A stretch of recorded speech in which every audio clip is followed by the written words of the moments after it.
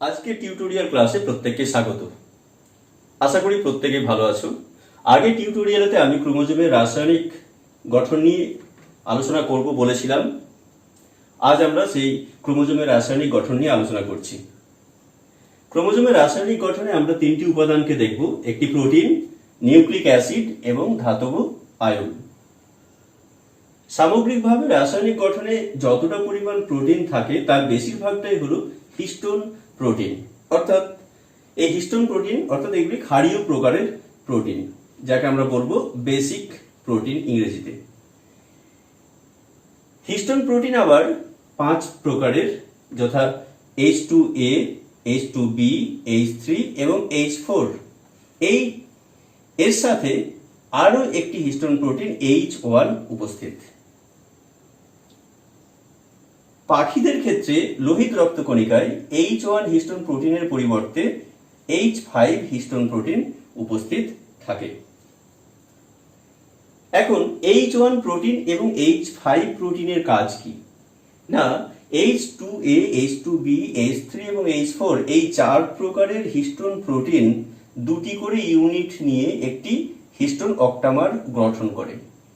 এখন একটি ডিএনএ তন্তি যখন হিস্টোন অক্টামারকে পেঁচিয়ে অবস্থান করে, তখন ডিএনএ তন্তিটিকে এই অক্টামারের সাথে সংযুক্ত রাখতে সাহায্য করে H1 এবং H5 হিস্টোন প্রোটিন। তাই H1 এবং H5 হিস্টোন প্রোটিনকে আমরা বলবো সিলিং প্রোটিন। এখন দেখে নিই যে হিস্টোন প্রোটিনগুলির আসলে কাজ কি। ক্রোমোজোমের গঠনে হিস্টোন প্রোটিনগুলি একটি গুরুত্বপূর্ণ ভূমিকা নেয়, কারণ ক্রোমোজোমের মূল যে গঠন কাঠামো নিউক্লিওজোম তৈরি করার ক্ষেত্রে হিস্টোন প্রোটিনগুলির ভূমিকা অনস্বীকার্য।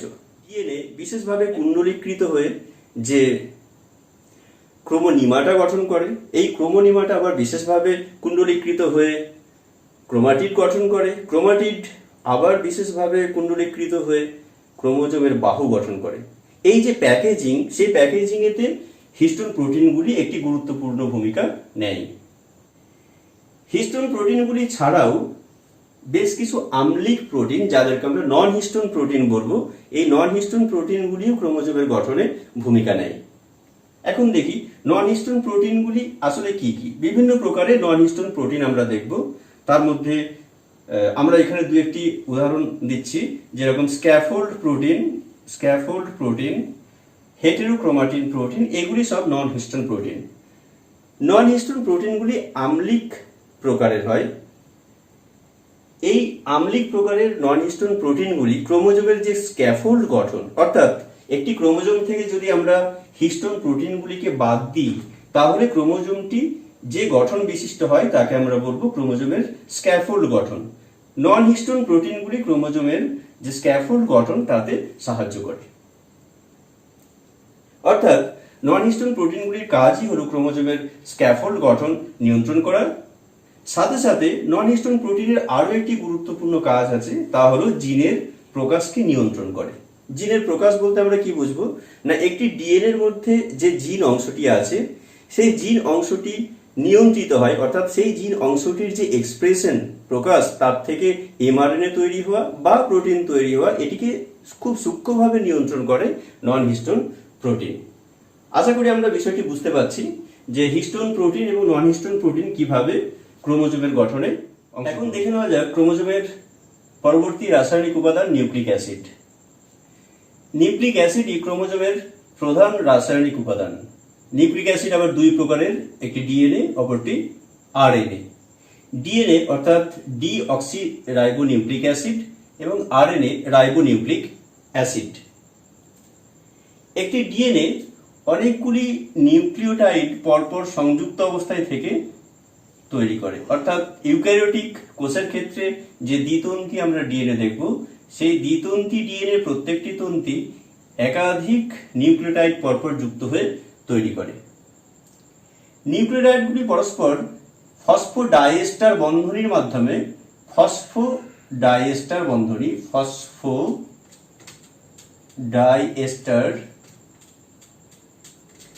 মাধ্যমে পরস্পর যুক্ত অবস্থায় থাকে। এখন আমরা তাহলে বলতে পারি ডিএনএ তন্তিটি একটি পলিমার, এটি নিউক্লিওটাইডের পলিমার। এখন আমরা দেখি যে প্রত্যেকটি নিউক্লিওটাইড আবার কি কি উপাদান দ্বারা গঠিত। প্রত্যেকটি নিউক্লিওটাইড আবার 3টি উপাদান সহযোগে গঠিত। উপাদানগুলি হলো ফসফেট, একটি পেন্টোজ শর্করা অর্থাৎ একটি রাইবোজ শর্করা এবং তার সাথে একটি নাইট্রোজেনযুক্ত ক্ষার। নিউক্লিওটাইডের ক্ষেত্রে ফসফেটটি আমরা জানি এটি ফসফরিক অ্যাসিড অর্থাৎ H3PO4। পরের শর্করাটি আমরা বললাম এটি পেন্টোজ শর্করা অর্থাৎ রাইবোজ শর্করা আরএন এর ক্ষেত্রে, এবং ডিঅক্সি রাইবোজ শর্করা যাকে আমরা বলছি ডিএনএ এর ক্ষেত্রে। তার সাথে নাইট্রোজেনযুক্ত ক্ষার, আমরা মোট 4 ধরনের নাইট্রোজেনযুক্ত ক্ষার দেখব। কি কি না, অ্যাডেনিন এ, আমরা দেখব গুয়ানিন জি, সাইটোসিন এবং থাইমিন। এই 4টি নাইট্রোজেনযুক্ত ক্ষার ডিএনএতে আমরা দেখব। একই রকম ভাবে অ্যাডেনিন, গুয়ানিন, সাইটোসিন এবং ইউরাসিল, এই 4টি নাইট্রোজেনযুক্ত ক্ষার আমরা দেখব আরএনএতে। এর মধ্যে অ্যাডিনিন এবং গুয়ানিন এই দুটিকে আমরা আবার বলবো পিউরিন,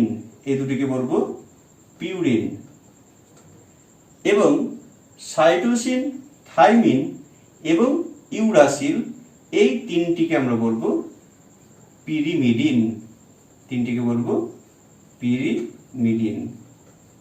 বেশ, তাহলে নাইট্রোজেনযুক্ত ক্ষার 2 প্রকারের, পিউরিন এবং পিরিমিডিন। পিউরিন হলো অ্যাডেনিন এবং গুয়ানিন, আর পিরিমিডিন হলো সাইটোসিন, থাইমিন ডিএনএ এর ক্ষেত্রে, এবং আরএনএ এর ক্ষেত্রে সাইটোসিন এবং ইউরাসিল। এখন আমরা যদি এই একটি নিউক্লিওটাইড থেকে ফসফেটকে বাদ দিই, অর্থাৎ ফসফেট যদি এক্ষেত্রে সংযুক্ত না হয়, অর্থাৎ একটি নাইট্রোজেনযুক্ত ক্ষার এবং একটি শর্করা, একটি পেন্টোজ শর্করা, অবশ্যই রাইবোজ বা ডিঅক্সিরাইবোজ যদি সংযুক্ত অবস্থায় থাকে, তাহলে তাদেরকে আমরা কি বলবো? এক্ষেত্রে তাদেরকে আমরা বলবো নিউক্লিওসাইড।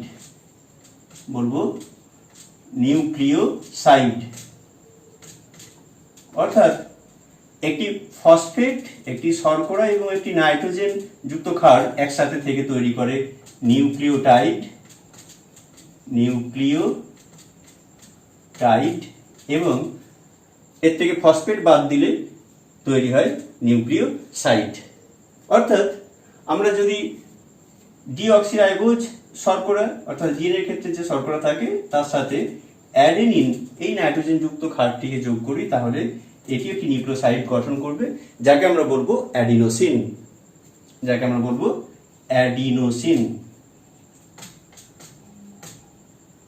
একই রকম ভাবে শর্করা প্লাস যদি আমরা থাইমিন দিই, তাহলে থাইমিডিন। যদি শর্করার সাথে সাইটোসিন যুক্ত অবস্থায় থাকে, তাহলে তাকে আমরা বলবো সাইটিডিন। শর্করার সাথে যদি আমরা গুয়ানিনকে যুক্ত অবস্থায় দেখি, তাকে আমরা বলবো গুয়ানোসিন। এখন এদের প্রত্যেকের সাথে যদি আমরা ফসফেট যোগ করি, তাহলে এগুলো নিউক্লিওটাইডে পরিবর্তিত হবে। তখন নিউক্লিওটাইডগুলিকে আমরা কি বলবো? প্রথমটি যে নিউক্লিওটাইড ফর্ম তাকে আমরা বলবো অ্যাডিনাইলিক অ্যাসিড, অর্থাৎ এটাকে আমরা বলবো, যদি শর্করা হয় ডিঅক্সি প্রকৃতির, তখন তাকে আমরা বলবো ডিঅক্সি অ্যাডিনাইলিক অ্যাসিড। যদি শর্করাটি হয় ডিঅক্সি প্রকৃতির এবং এক্ষেত্রে থাইমিন নাইট্রোজেন যুক্ত ক্ষার থাকে, তাহলে তাকে আমরা বলবো ডিঅক্সি থাইমিডাইলিক অ্যাসিড। এক্ষেত্রেও তাই, শর্করা যদি ডিঅক্সিরাইবোজ প্রকারের হয় এবং নাইট্রোজেন যুক্ত ক্ষার যদি হয় সাইটোসিন, তাহলে তাকে আমরা বলবো ডিঅক্সি সাইটিডাইলিক অ্যাসিড, এবং গুয়ানিনের ক্ষেত্রে এটিকে আমরা বলবো ডিঅক্সি গুয়ানাইলিক অ্যাসিড। অর্থাৎ আমরা নিউক্লিওটাইড এবং নিউক্লিওসাইডের মোটামুটি একটা ধারণা এর থেকে পাচ্ছি। নিউক্লিওটাইডে ফসফেট, শর্করা এবং নাইট্রোজেন যুক্ত ক্ষার, এবং শর্করা নাইট্রোজেন যুক্ত ক্ষার একত্রে নিউক্লিওসাইড গঠন করে। এখন এই নিয়ে আমরা পরবর্তীকালে বিশদে আলোচনা করব ডিএনএর গঠন নিয়ে। এখন তোমাদের যে সিলেবাস, সেই সিলেবাস অনুযায়ী যদি আমরা আলোচনা করি তাহলে আমাদেরকে খুব বেশি আমরা বিস্তারিত আলোচনায় যেতে পারছি না। এখন আমরা দেখি একটি ডিএনএতে নিউক্লিওটাইডগুলি ঠিক কিভাবে সংযুক্ত অবস্থায় থাকে। দেখে নিই, একটি ডিএনএর দুটি তন্তিতে আসলে এই তন্তি দুটি তৈরি হয় ফসফোডাইএস্টার বন্ধনীর গঠনের ফলে। একটি ফসফেট, তার সাথে একটি শর্করা, শর্করার সাথে একটি নাইট্রোজেনযুক্ত ক্ষার এভাবে অবস্থান করে। অপরদিকে এই শর্করাটির সাথে আবার একটি ফসফেট, তার সাথে একটি শর্করা, তার সাথে একটি নাইট্রোজেনযুক্ত ক্ষার। এরকমভাবে এই তন্তিটি বর্ধিত হতে থাকে। অসংখ্য এরকম এক একটি নিউক্লিওটাইড, এই প্রত্যেকটিকে আমরা এক একটি নিউক্লিওটাইড বলবো। এই নিউক্লিওটাইডগুলি পরপর সংযুক্ত থেকে ডিএনএ তন্তুটি গঠন করে। ঠিক অপরদিকে যে তন্তুটি থাকে সেই তন্তুটিতে আমরা একই রকম ভাবে দেখব। এখানে নাইট্রোজেনযুক্ত ক্ষার, তার সাথে শর্করা, একটি ফসফেট, এর সাথে একটি ফসফেট, তার সাথে একটি নাইট্রোজেনযুক্ত ক্ষার আমরা দেখব। এক্ষেত্রে একটি শর্করা দেখব, শর্করার সাথে নাইট্রোজেনযুক্ত ক্ষার। একই রকম ভাবে এখানে একটি ফসফেট, একটি শর্করা, তার সাথে একটি নাইট্রোজেনযুক্ত ক্ষার। এইভাবে চেনটি চলতে থাকে। আমরা এক্ষেত্রে আমরা যদি দেখি, এটিকে আমরা 5 প্রাইম, এটিকে 3 প্রাইম, ঠিক বিপরীত ক্রমে এটিকে 3 প্রাইম এবং এটিকে 5 প্রাইম প্রান্ত বলবো ডিএনএর ক্ষেত্রে। এখন প্রশ্ন হতে পারে এই দুটি তন্তি পরস্পর কিভাবে সংযুক্ত অবস্থায় থাকে। ঠিক তাই, এক্ষেত্রে আমরা যে নাইট্রোজেনযুক্ত ক্ষার দুটিকে দেখছি, সেই নাইট্রোজেনযুক্ত ক্ষার দুটি পরস্পর হাইড্রোজেন বন্ধনী গঠনের মাধ্যমে এই দুটি তন্তিকে পরস্পর সংযুক্ত অবস্থায় রাখে। বিজ্ঞানী সারগ্রাফস এই ব্যাপারে একটি নিয়ম বলেছেন। বিজ্ঞানী সারগ্রাফসের এই নিয়মটিকে আমরা সারগ্রাফস রুল বলি। সারগ্রাফসের রুলটিকে আমরা আবার এটিজিসি রুলও বলি, এটিজিসি রুলও বলতে থাকি। এটিজিসি রুল কি না, একটি ডিএনএ তন্তিতে অ্যাডেনিন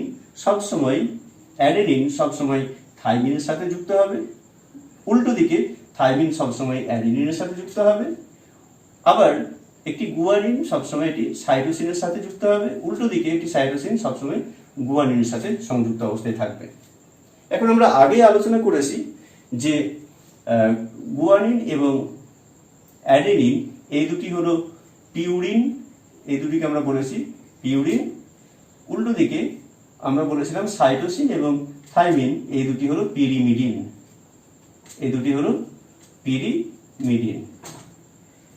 এখন এই ডিএনএ তন্তুতে তার মানে দুটি পিউরিন এবং দুটি পিরিমিডিন কখনোই সংযুক্ত অবস্থায় থাকবে না। এক্ষেত্রে এটি হলো আমরা জানি পিউরিন, টিটি হলো পিরিমিডিন। গুয়ানিন এবং সাইটোসিনের মধ্যে গুয়ানিনটি হলো পিউরিন এবং সাইটোসিনটি হলো পিরিমিডিন। অর্থাৎ একটি পিউরিন এবং অপর একটি পিরিমিডিন পরস্পর সংযুক্ত অবস্থায় থাকবে।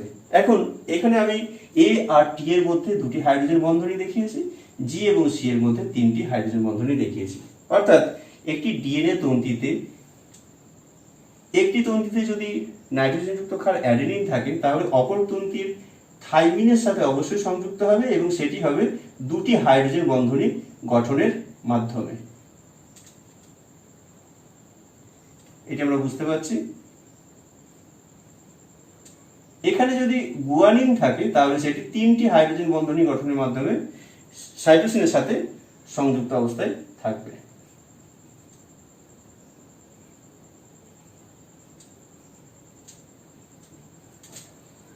অর্থাৎ এইভাবে অ্যাডেনিন এর সাথে থাইমিন, গুয়ানিনের সাথে সাইটোসিন এবং বিপরীত ক্রমে থাইমিনের সাথে অ্যাডেনিন এবং সাইটোসিনের সাথে গুয়ানিন সংযুক্ত অবস্থায় থেকে ডিএনএর দ্বিতন্তি মডেলটি তৈরি করবে। বিজ্ঞানী ওয়াটসন এবং ক্রিক 1953 খ্রিস্টাব্দে প্রথম ডিএনএর এই দ্বিতন্তি মডেলটি তৈরি করেন। অর্থাৎ এই যে ডিএনএর দ্বিতন্তি নকশা সেটি প্রথম ওয়াটসন এবং ক্রিক আবিষ্কার করেন 1953 খ্রিস্টাব্দে এবং এই আবিষ্কারের স্বীকৃতি স্বরূপ 1962 খ্রিস্টাব্দে 1962 তারা নোবেল পুরস্কার পান। এখন আমরা আলোচনা করব আরএনএ রাসায়নিক উপাদান সম্পর্কে।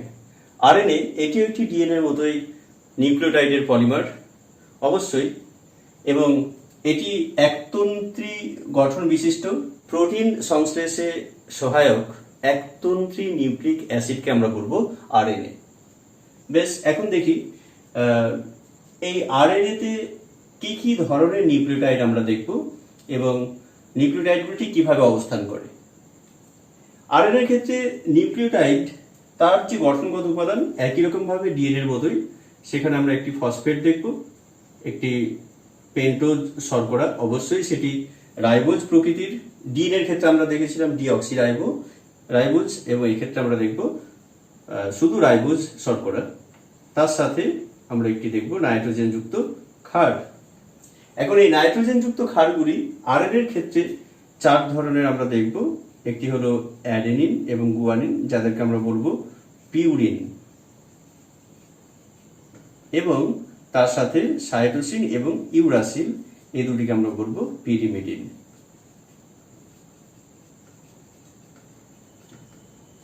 এখন আরএনএ একতন্ত্রী হওয়ায় আমরা দেখব যে এই এ, জি এবং সি, ই এর মধ্যে কোনো নির্দিষ্ট রুল নেই। ডিএনএর ক্ষেত্রে আমরা যেরকম দেখেছিলাম ATGC রুল, অর্থাৎ অ্যাডেনিনের সাথে থাইমিন এবং গুয়ানিনের সাথে সাইটোসিন সবসময় সংযুক্ত অবস্থায় থাকে। আরএনএর ক্ষেত্রে একতন্ত্রী হয় নিউক্লিওটাইডগুলি পাশাপাশি অবস্থান করে। অবশ্যই এই নিউক্লিওটাইডগুলি যে পাশাপাশি অবস্থান করে তার মধ্যে যে বন্ডিং, তার মধ্যে যে বন্ধনী দেখা যায় তাকে আমরা বলবো ফসফোডাইএস্টার বন্ধনী। অর্থাৎ এই ইউ আর সি এর মধ্যে একটি ফসফোডাইএস্টার বন্ধনী আমরা দেখব। তাহলে একটা জিনিস বুঝতে পারছি যে যেহেতু আরএনএ একতন্ত্রী, তাই এই একতন্ত্রী গঠনেতে নিউক্লিওটাইডগুলি পাশাপাশি অবস্থান করে এই একতন্ত্রী গঠনটি তৈরি করে। কিন্তু এখানে আমরা দেখেছি কিছু কিছু ক্ষেত্রে লুপ বা ফাঁসের মতো আকার আকৃতি আরএনএর ক্ষেত্রে দেখা যায়। কিভাবে সেটি সংগঠিত হয় না, কখনো কখনো এই একতন্ত্রী যে অংশ সেটি যদি কোনোভাবে পেঁচিয়ে যায়, পেঁচিয়ে যাওয়ার সময়তে পাশাপাশি দুটি পরিপূরক বেস চলে আসে। পরিপূরক বেস বলতে এক্ষেত্রে এ আর ইউ এবং জি আর সি, এদেরকে আমরা পরিপূরক বেস বলবো। যদি পরিপূরক বেসগুলি পাশাপাশি চলে আসে তাহলে তাদের মধ্যে হাইড্রোজেন বন্ধনী সৃষ্টি হয়। এই হাইড্রোজেন বন্ধনীর সৃষ্টি হওয়ার মাধ্যমে একটি ফাঁস বা লুপের আকৃতি ধারণ করে। কিছু কিছু ক্ষেত্রে এরকম গঠন আমরা দেখব, কিন্তু এটি আসলে একতন্ত্রী একটি মডেল। এখন দেখে নিই এই আরএনএ গুলি আবার কি কি প্রকারের। ক্রোমোজোমের গঠনের ক্ষেত্রে কিন্তু বিভিন্ন প্রকারের আরএনএ নিয়ে আমরা আলোচনা করব না। ক্রোমোজোমের গঠনের ক্ষেত্রে আরএনএ একটি উপাদান, এবং নিউক্লিক অ্যাসিডের যে সামগ্রিক পরিমাণ তার বেশিরভাগটাই ডিএনএ এবং অল্প পরিমাণ আরএনএ। অন্যভাবে আরএনএ যদি আমরা প্রকারভেদ দেখে নিতে পারি। আরএনএ কে আমরা আবার 3টি ভাগে ভাগ করি। সেগুলি হলো এমআরএনএ, একটি হলো টিআরএনএ এবং rRNA. MRNA Messenger RNA, tRNA transfer RNA, rRNA হলো রাইবোজোমাল আরএনএ। নামগুলি থেকে পরিষ্কার, এমআরএনএ এর মূলত কাজ হচ্ছে প্রোটিন সংশ্লেষের সময় ডিএনএ থেকে নির্দেশকে প্রোটিন সংশ্লেষের কারখানা অর্থাৎ রাইবোজোমে নিয়ে যাওয়া। অর্থাৎ এমআরএনএ এর মধ্যে যে নির্দেশ ডিএনএ থেকে কপি হয়ে আসে, সেই নির্দেশটি অ্যামাইনো অ্যাসিড পরপর সংযুক্তিকরণের মাধ্যমে প্রোটিনে কনভার্টেড হয়, প্রোটিনে পরিবর্তিত হয়। Next tRNA, transfer RNA. নামটা থেকে পরিষ্কার যে আমরা ট্রান্সফার করছি কিছু একটা, অর্থাৎ অ্যামাইনো অ্যাসিডকে অ্যামাইনো অ্যাসিড পুল থেকে প্রোটিন সংশ্লেষের যে স্থান রাইবোজোমেতে বয়ে নিয়ে যাওয়ার কাজ করে টিআরএনএ, তাই এর নাম ট্রান্সফার আরএনএ। আর নেক্সট হচ্ছে আরআরএনএ অর্থাৎ রাইবোজোমাল আরএনএ। রাইবোজোম যে গঠন, রাইবোজোমের যে গঠন, সেই গঠনেতে যে আরএনএ সেটি হচ্ছে আরআরএনএ। যাই হোক, আমরা নিউক্লিক অ্যাসিডের যে ভূমিকা ক্রোমোজোমের গঠনের ক্ষেত্রে সেটা আমরা দেখলাম, ডিএনএ এর ক্ষেত্রে দেখেছি এবং এখন আরএনএ এর ক্ষেত্রেও দেখলাম। এখন আমরা চলে আসি পরবর্তী অংশ, ধাতব আয়ন। ক্রোমোজোমের রাসায়নিক গঠনে আমরা দুটি ধাতব আয়নকে ভূমিকা নিতে দেখব। একটি হলো ক্যালসিয়াম আয়ন অর্থাৎ Ca2+ আয়ন, অপরটি হলো ম্যাগনেসিয়াম আয়ন Mg2+ আয়ন। এই ক্যালসিয়াম আয়ন এবং ম্যাগনেসিয়াম আয়ন ক্রোমোজোমের ক্ষেত্রে ক্রোমোজোমের গঠনের যে স্থায়িত্ব, সেই স্থায়িত্ব নির্ণয়ের ক্ষেত্রে একটি নিয়ন্ত্রকের ভূমিকা পালন করে। আমরা এতক্ষণ পর্যন্ত দীর্ঘ সময় ধরে ক্রোমোজোমের রাসায়নিক গঠন সম্পর্কে জানলাম। আশা করি তোমরা বিষয়টি খুব সুস্পষ্টভাবে বুঝতে পেরেছো। আজ এ পর্যন্তই। পরবর্তী ভিডিওর আগে পর্যন্ত প্রত্যেকের সুস্বাস্থ্য কামনা করি। সবাই ভালো থেকো, সুস্থ থেকো।